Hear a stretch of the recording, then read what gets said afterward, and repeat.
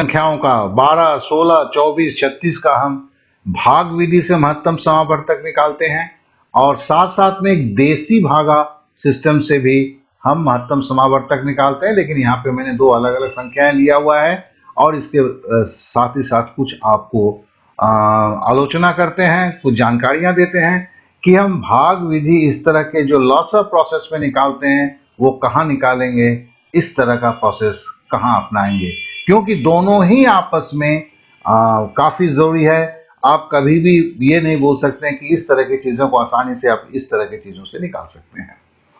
चलिए पहले हम बताते हैं कि देखिए लॉसर जैसे निकालते हैं। लॉसर में क्या था, यहाँ पे अगर चार संख्या में दो संख्या भी किसी संख्या से कटता है तो हम एक स्टेप करते थे, लेकिन अगर महत्तम समावर्तक निकालना है तो सारे इन संख्याओं को जिस संख्या से हम भागा दे रहे हैं कटना चाहिए।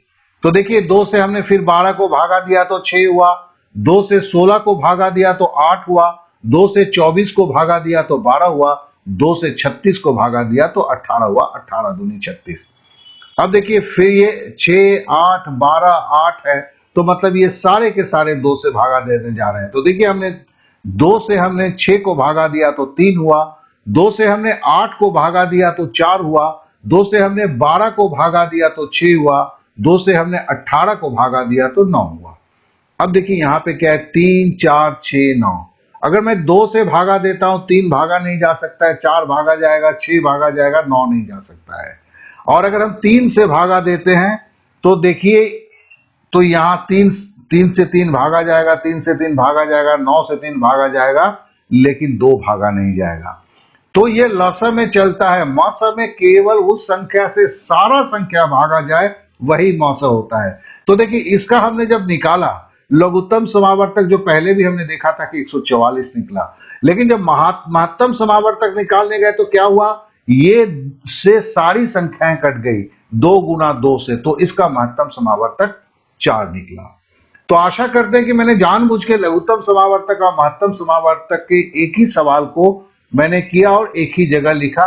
तो अगर आप ध्यान से देखते हैं तो आपको पता चल जाता है कि महत्तम समावर्तक क्या होता है और लघुत्तम समावर्तक क्या होता है। इस विधि में, जिसको भाग विधि बोलते हैं, उसी से हम लॉसर भी कैसे निकाल ले सकते हैं, मौसर भी कैसे निकाल सकते हैं।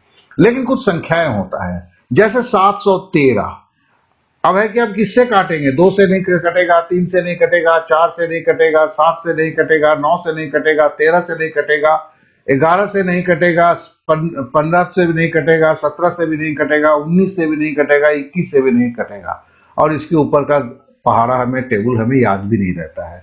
तो हमारे लिए 713 को का कुछ भी पता नहीं, सेम 851 का भी होता है।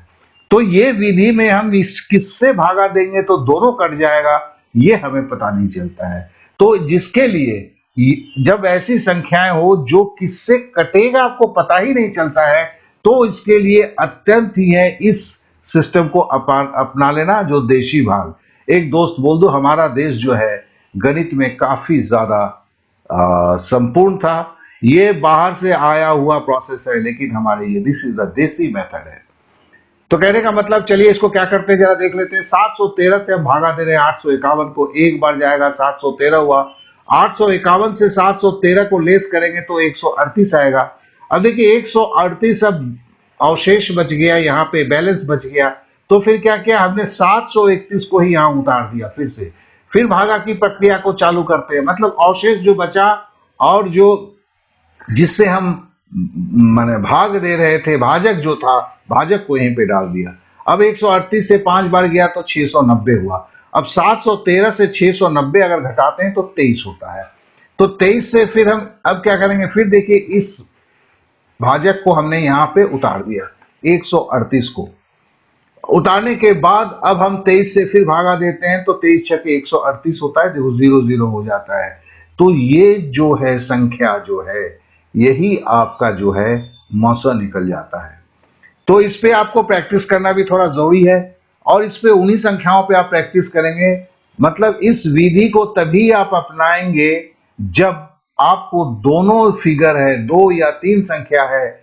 तो अभी मैंने 2 संख्या का ही बेसिक का कोर्स इसलिए करके दिया हुआ है कि आपको जब किससे कौन कटेगा वो समझ में नहीं आता है, तो ये विधि छोड़ के आपके पास कोई विकल्प ही नहीं है। मतलब किसी संख्या का अगर गुणनखंड नहीं निकाल सकते हैं, गुणनखंड निकालने में असुविधा होता है, तो आप इस विधि को धड़ल्ले से इस्तेमाल करते हैं और यहीं से आप महत्तम समावर्तक निकाल देते हैं।